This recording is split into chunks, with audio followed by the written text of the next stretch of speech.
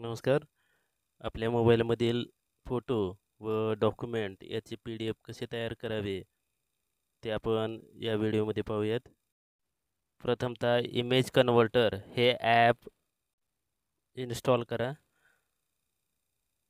Search बारमध्ये image converter type करा. मी हे ॲप इन्स्टॉल केलं असल्यामुळे या ठिकाणी ओपन हे ऑप्शन दाखवत आहे. इमेज कन्व्हर्टर ॲप इन्स्टॉल केल्यानंतर ते ओपन करून घ्या. यामध्ये फोटो टूल या ऑप्शनवर टच करा. यानंतर जर आपणास फोटो घेऊन त्याची PDF तयार करायची असेल तर कॅमेरा या ऑप्शनवर टच करा. मोबाईलमध्ये सेव्ह असलेल्या फोटोचे किंवा डॉक्युमेंटचे PDF तयार करायचे असेल तर फोटोज किंवा गॅलरी या ऑप्शनवर क्लिक करा. ज्या फोटोचे किंवा डॉक्युमेंटचे PDF तयार करायचे आहे ते फोटोज किंवा डॉक्युमेंट सिलेक्ट केलेले डॉक्युमेंट डन करून या डॉक्युमेंटमध्ये एडिट करायचे असतील तर वरच्या बाजूस एडिट या ऑप्शनवर टच करा.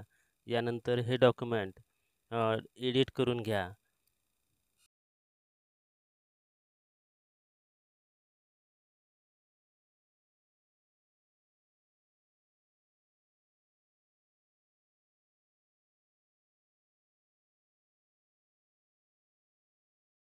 डॉक्युमेंट एडिट केल्यानंतर खालच्या बाजूस राईट या वर टच करा. यानंतर आपणास कन्वर्ट फॉर्मॅट यामध्ये PDF हे ऑप्शन सिलेक्ट करायचे आहे. जर PDF ओपन करण्यासाठी पासवर्ड टाकायचा असेल तर या ठिकाणी ॲड PDF पासवर्ड सुद्धा आपण करून घेऊ शकतात. पासवर्ड टाकल्याशिवाय आपले PDF ओपन होणार नाही. PDF ओपन करण्यासाठी पासवर्डची गरज नको असेल तर अनसिलेक्ट करा.